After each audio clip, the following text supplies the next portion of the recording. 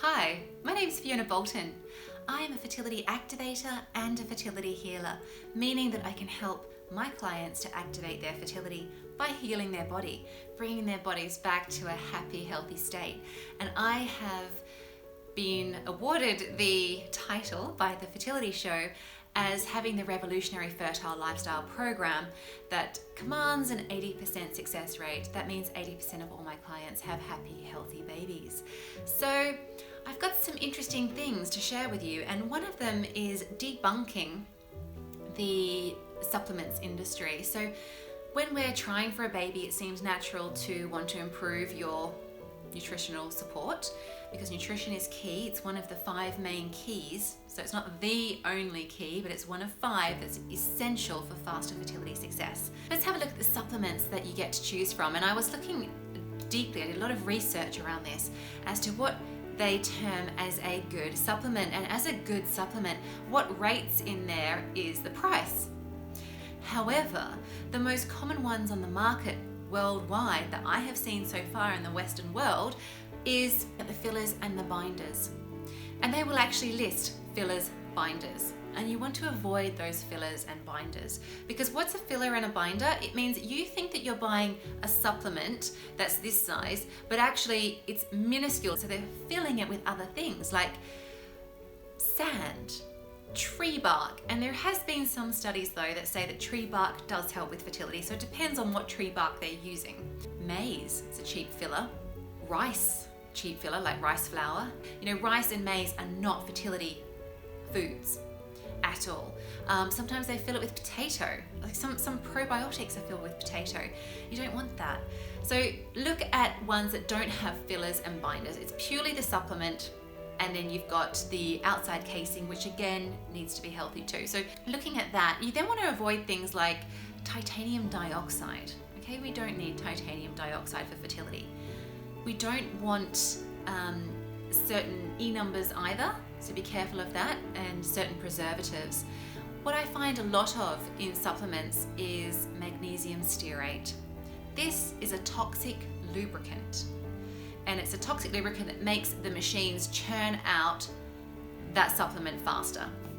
You don't want that. The whole point of faster fertility success is to avoid toxins. So why would you go out of your way to have a supplement that's creating more toxic exposure in your body? And the thing is, you might think, oh, it's just a minuscule amount and it doesn't matter. I mean, we're exposed to so much anyway. True. But it does matter because we're exposed to so much anyway. That's what's hindering our fertility success. That's what's making us infertile. It's the accumulation of toxic exposure. So don't invest in supplements that, 1, are not from a natural source, and 2, are full of fillers and binders and toxic lubricants like magnesium stearate.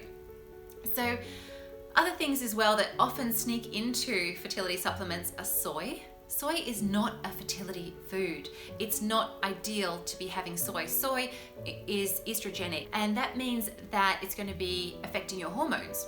And a lot of us are estrogen dominant nowadays because we have exposure to so many xenoestrogens, fake estrogens, like the fumes from paint, from hairspray, from new furniture, from technology, from plastic drink bottles, from tap water. All these things add up. So it's important to not get that additional exposure of having soy in any food or any supplements ever.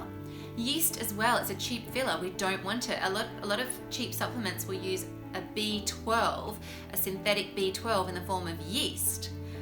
That's not ideal either. We want to have good quality vitamin B12. B12 is giving us energy. It's crucial, it's vital. It's one of the fundamental vitamins that we need. So it needs to be of a good source. Not a cheap source. So you need to have a look at what your ingredients are. So having a look when they tell you, vitamin C, it's in the best form would be a natural bioavailable vitamin C. What's rich in vitamin C that's fantastic for fertility? Camu, which is a superfood. Kakadu plum in Australia. Rose hips, rich in vitamin C. Lemon, obviously. So all these things can help. Baobab can also help. It's rich in vitamin C. These are natural forms of vitamin C. You don't want to have ascorbic acid. It's a synthetic form. Synthetic supplements mean, oh, your body has to work so much harder to try and get the nutrients out of it. And what we want for fertility is lots of energy. So we're having the supplements to give us energy, not to take energy away. So look at that. Another thing to be mindful of, so that there's no yeast and whatnot, is also dairy. You don't want any dairy products in it.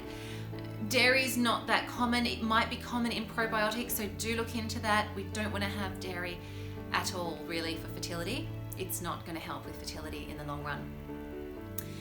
So that's it in a nutshell when you're reading your supplements. Again, you want it to be organic and bioavailable. So if they're saying it's vitamin E, but from this source, then look up what that source is. Is it synthetic? Is it made in a lab, or is it natural? You know, if you want more vitamin E, for example, then increase your amount of sunflower seeds. And when you have a whole food, for example, a seed, it's going to help your body absorb it.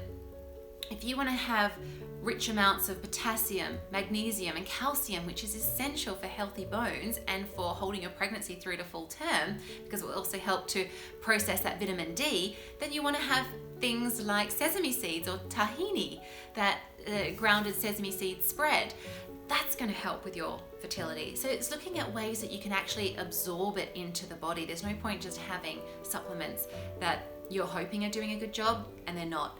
See, what you're doing on your fertility journey should see results within 1 or 2 months. So if you've noticed that your AMH levels haven't improved, your FSH levels haven't come down if they were too high, your moods are out, your hormones are out, your periods are uncomfortable, heavy, painful, they might be chunky, all these kinds of things will demonstrate to you that what you're doing hasn't brought enough change into the body for your reproductive system to be in thrive mode again. If you've enjoyed this video, please like and subscribe, and I look forward to serving you on your fertility journey. Thanks for watching.